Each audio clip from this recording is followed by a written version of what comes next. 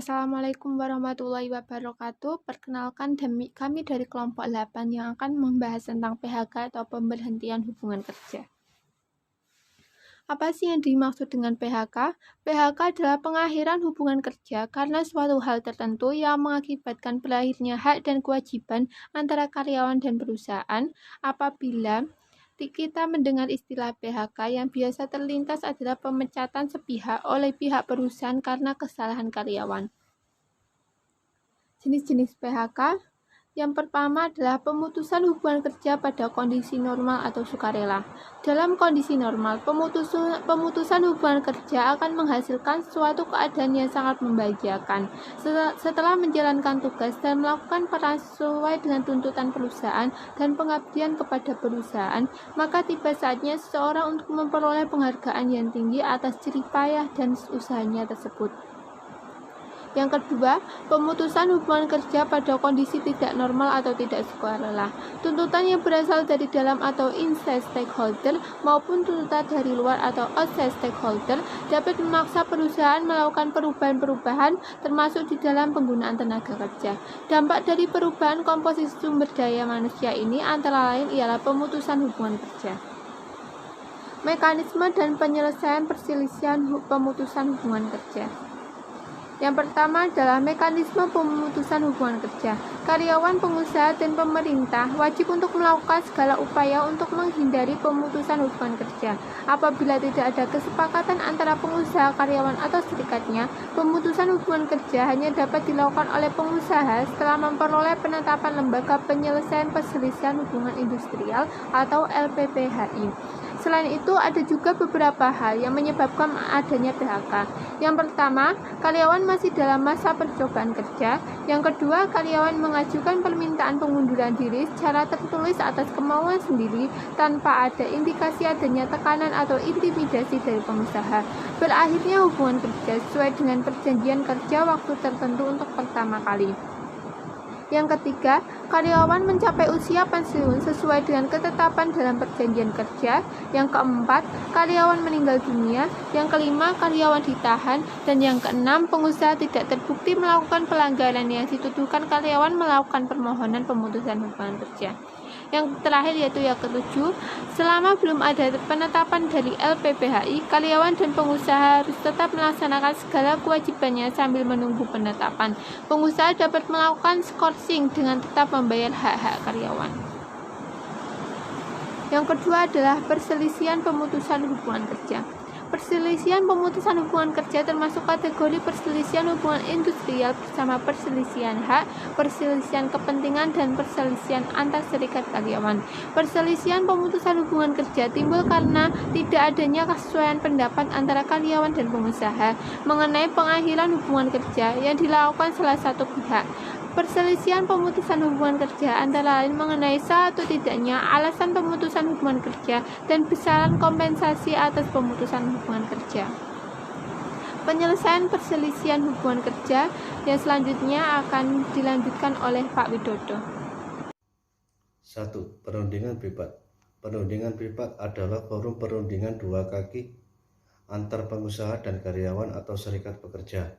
Kedua belah pihak diharapkan dapat mencapai kesepakatan dalam penyelesaian masalah mereka sebagai langkah awal dalam penyelesaian perselisihan.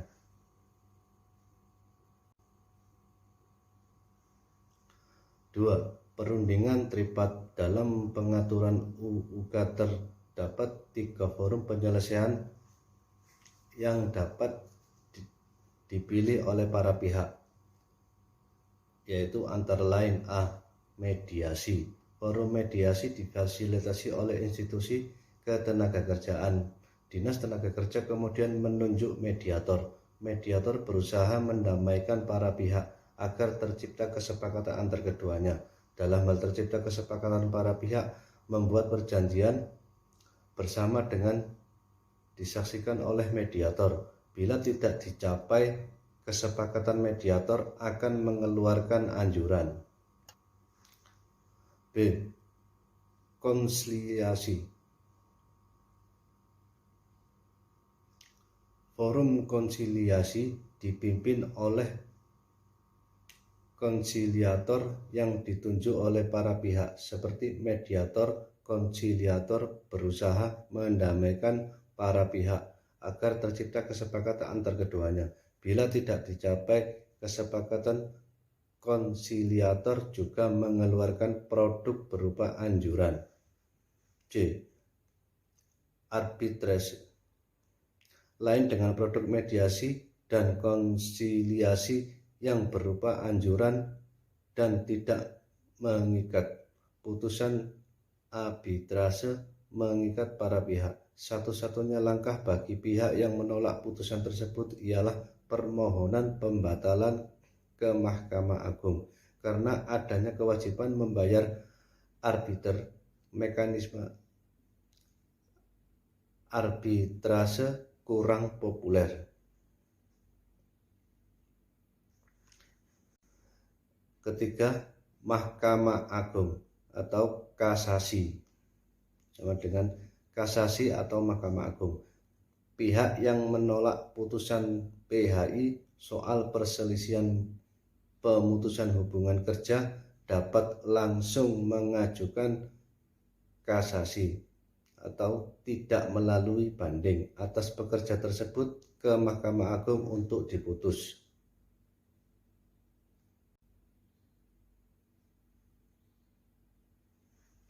Kompensasi pemutusan hubungan kerja. Dalam hal terjadi pemutusan hubungan kerja, pengusaha diwajibkan membayar uang pesangon dan atau uang penghargaan masa kerja atau disebut juga UPMK dan uang penggantian hak UPH yang seharusnya diterima. UPMK dan UPH dihitung berdasarkan upah karyawan dan masa kerjanya.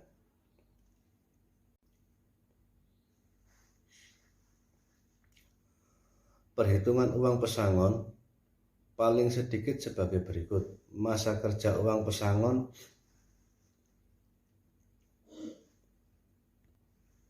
antara lain masa kerja kurang dari 1 tahun, 1 bulan upah. Masa kerja 1 sampai 2 tahun, 2 bulan upah. Masa kerja 2 sampai 3 tahun, 3 bulan upah. Masa kerja 3 sampai 4 tahun, 4 bulan upah. Masa kerja 4 sampai 5 tahun, 5 bulan upah.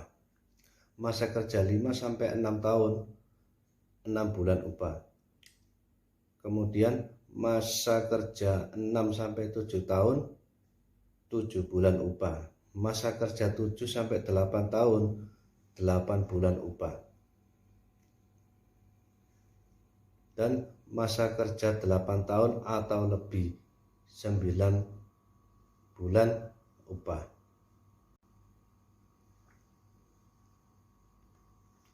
Berikutnya, perhitungan uang penghargaan masa kerja atau UPMK ditetapkan sebagai berikut. Masa kerja UPMK, masa kerja 3 sampai 6 tahun, 2 bulan upah. Masa kerja 6 sampai 9 tahun, 3 bulan upah.